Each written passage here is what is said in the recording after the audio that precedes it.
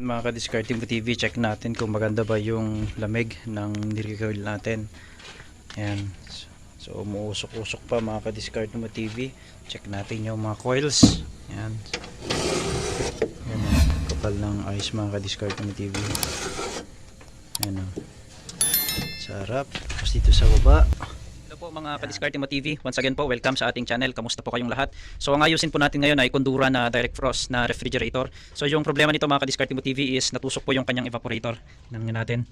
So ayun po yung butas, yung punctured na evaporator mga ka-discarding mo TV. So yung ibang mga technician mga ka-discarding mo TV, yung ginagawa nila is inihinang pa ito.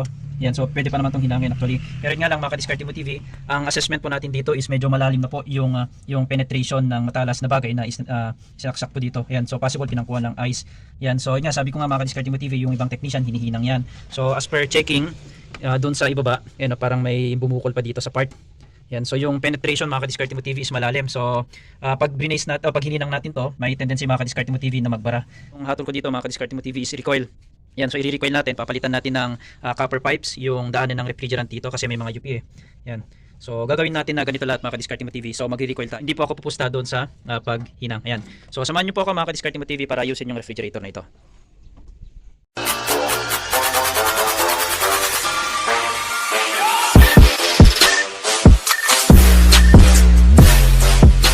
Para ma-measure natin yung evaporator na ito, is tatagalin natin siya siyempre. So makikita po natin dito, meron pong dalawang copper tube. Ayan. So yan, so ito po yung inlet ng evaporator at saka outlet ng evaporator. So ikakat natin yan. So kakat natin mga ka-discarding mo TV. Dito banda. Para at least medyo ma-access natin yung kanyang evaporator. So pag hindi natin ito tatanggalin,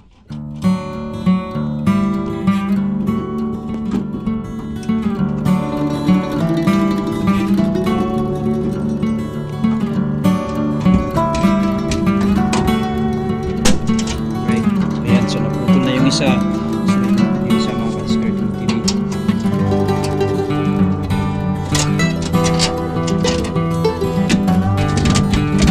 Yan, so tanggal na natin yung evaporator. So ang next, susukatin natin mga ka-discarding TV yung kailangan natin copper pipe dito. Patin na natin kung ilang feet yung kailangan natin sa na copper tube sa pag-recoil sa evaporator ito. So usually mga ka-discarding TV, ito 5 to 6 turns po yung coil. So 5 hanggang 6 na turns sa evaporator yung coil copper tube na gagamitin natin. So syempre i-measure natin mga ka-discarding TV.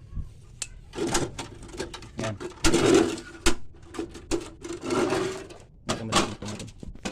So 130 cm mga ka-discarding TV yung isang ikot. So multiply natin mga ka-discarding TV sa 6. So 6 na ikot. So 130 times 6.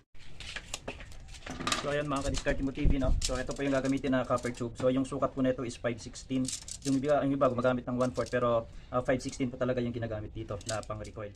Yan. So ayan, na-measure na natin to mga ka-discarding mo TV kanina. So ngayon, gagawin natin, i-measure naman natin yung distance ng copper tube sa isa't isa. Yan, so kunin natin ang measurement dito. Yan siya. So mga ka-discarding mo TV, maglalagay lang tayo ng 1 inch na distance dito sa front cover ng ref.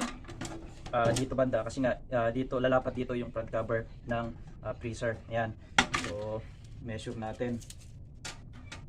So when nakukuha natin mga ka-discarding mo TV is 21.5. So 21.5 divide natin yun sa 6. Yan. So 21.5 divided by 6. So magkano? 3.58 cm. Okay, so 3.58 cm mga ka-discarding mo TV yung distance ng bawat isa. Yan, so 1, 2, 3. Dahil ako ng mga clips. Yan. Okay, so yan mga ka-discarding mo TV. Makita. Yan. Okay, so ilalapat natin mga ka-discarding mo TV yung copper tube. Makita.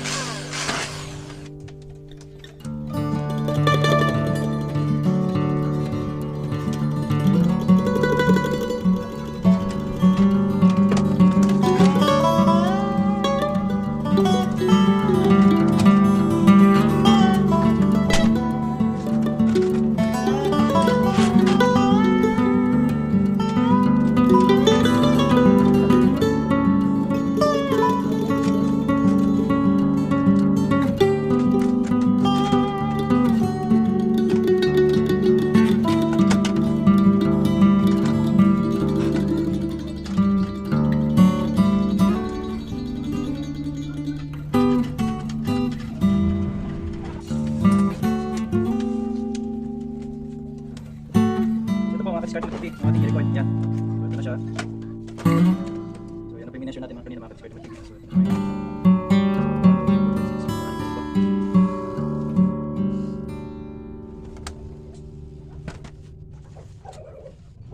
Tapos, ganyan po.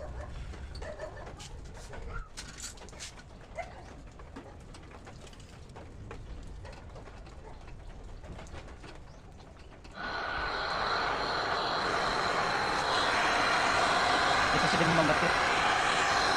Okay.